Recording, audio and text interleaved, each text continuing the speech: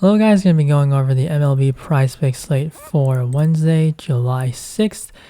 It's a Wednesday, so we do have some early games. Looking at first inning runs allowed, I'm going to have one as a no-run first inning prop. Braves and Cardinals, max rating is Miles Mikolas. These two guys are very solid pitchers. They don't really strike a lot of guys out, but they're able to get some swings and misses, and they will just induce weak contact. So that's going to keep the ball probably on the ground, at least within the stadium. And these two guys are just very solid pitchers. ERA pretty much actually the same. And there's a little bit of rain risk here. Actually, a lot of games do have possible delay or postponement risk. So something we do have to keep an eye out for the slate.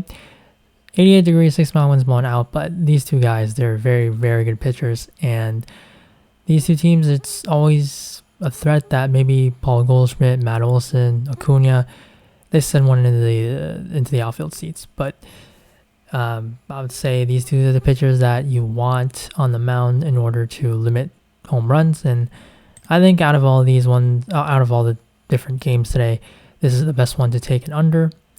And then this one is just going to be if we do get a first inning hits allowed. 1.5, I would take the over on Orioles and Rangers. I think if you want to take runs, you can take the over as well because both of these pitchers, Spencer Watkins and Glenado, they do have some high walk rates. So technically they could score a run. Maybe they walked two in the inning and got one hit to drive in someone. And so that's the only hit they get for both these teams in the inning. And hits, of course, not going to hit, but then runs actually hit. So that's kind of like a rare case of how this would hit, but I would prefer the hit still, though, even though the two pitchers both do walk a lot of batters. And pitcher fantasy score, for pitching, I'm not really going to be on any of these. I tweeted out the three locks that we had earlier, Joe Ryan, Jose Berrios, and Glenn Otto, all for the unders, but they've all moved pretty significantly, so not going to play those anymore. For hitter fantasy score, first one's going to be attacking Jose Berrios. Seth Brown, 5.5. Right here, taking the over. Seth Brown, a lefty. Go against Berrios, who just really has not been great this year. He can kind of strike guys out, but that too has really been falling off. And he's getting hard hit. His splits, he allows a lot of home runs this year so far, but even more giving to left-handed batters. And then for the pitch type, so lefties, he's fastball, curve, and change. And then Seth Brown, he does have some pretty good hitting numbers. And then, of course, for him, he hits righties well. And then looking at the pitches, and Seth Brown also has a pretty low ground ball rate. So for these pitches, fastball, curve, and change, fastball right there, Seth Brown clearly hits it the best.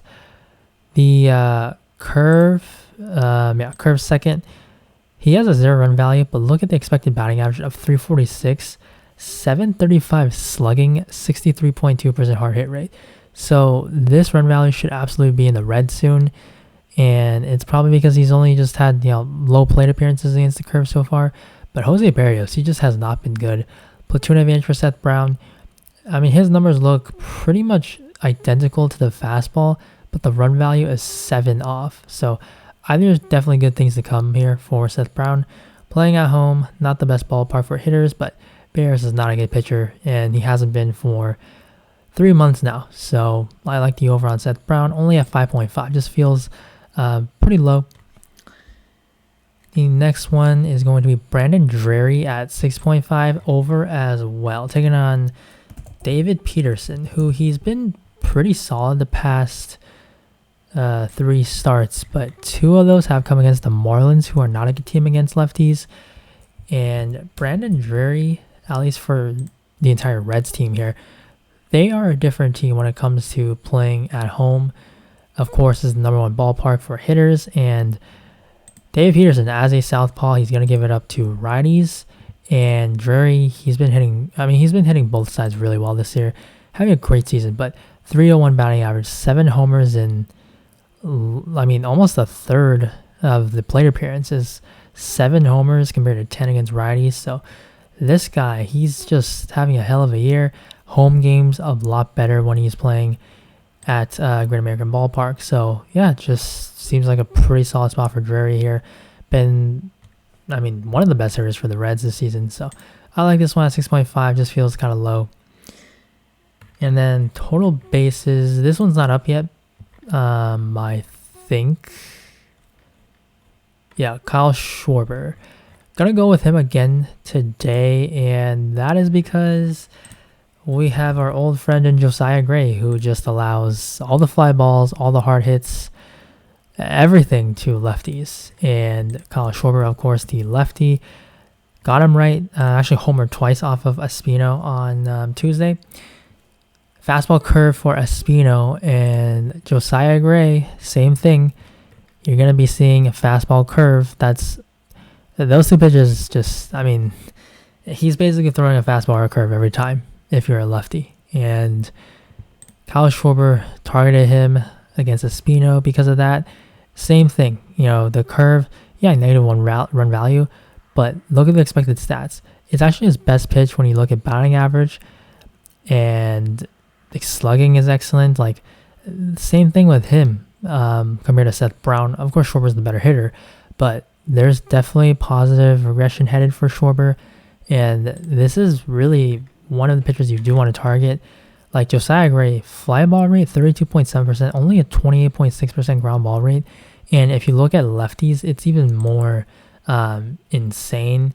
Now, the one concern is, of course, walks. Gray does walk a lot to lefties, and Schwarber is a very high walk guy. He ranks in the 90th percentile. So if we do get a hits and walks for Schwarber, I would take that over total bases. But if he's going to get something to hit, Schwarber is going to hit this for an extra base hit. So I like Schwarber quite a bit. And then the other one, kind of the same thing. Yordan Alvarez, he is up right now against Brad Keller. Brad Keller, he's not as walk prone as Josiah Gray is, but Alvarez also a very, well, one, he gets walked a lot because of the good eye he has, but also pitchers just don't want to face him. He's too good. 96 percentile. I mean, how many 100 percentiles for hitting, all these rankings does he have? And his splits, obviously, just, I mean, this guy is one of the best hitters in all of baseball. And the concern, same thing, just hopefully he doesn't walk. And Keller, at least 51 percentile in walks. So I wouldn't really kind of think that Yordan is going to be safe there, because if he's going to have any chance to just come up the bat, have open base, you just shouldn't be pitching this guy. So, I think Kansas City probably learned their lesson, honestly, on Monday when Yordan walked it off. But yeah, Keller's not a good pitcher. He will allow home runs. He really hasn't been good. Actually, he's been pretty poor this season. And looking at splits, he's allowed a ton of power to lefties.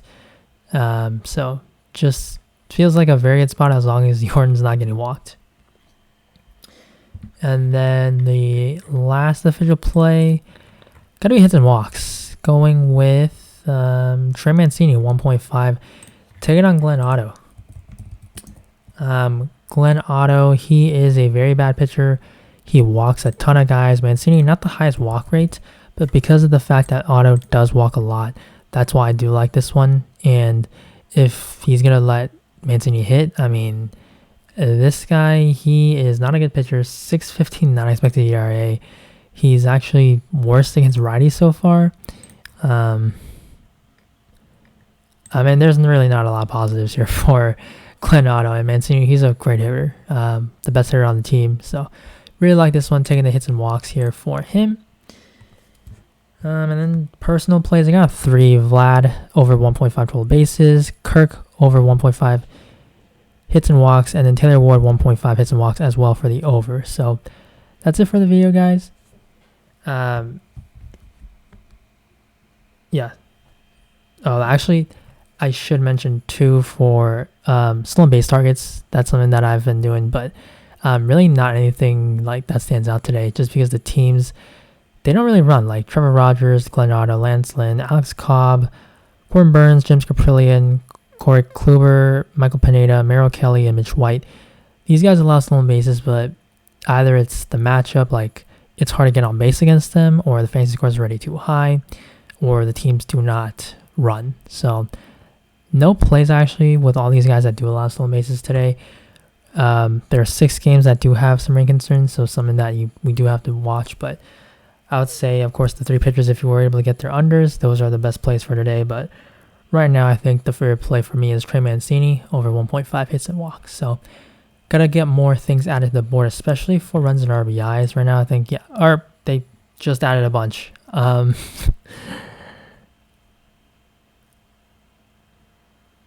I mean, I definitely would have interest in Drury, Ward, Hayes. Looks like a really good one. Adolis again. Duran. Yeah, I'll update you guys on this. They said they weren't going to drop any, but I guess they decided to do it. But yeah, I'll update you guys on these. I'll post the plays after the video's up. But yeah, good luck on this slate. Thank you guys for watching, and I will see you in the next video. Bye.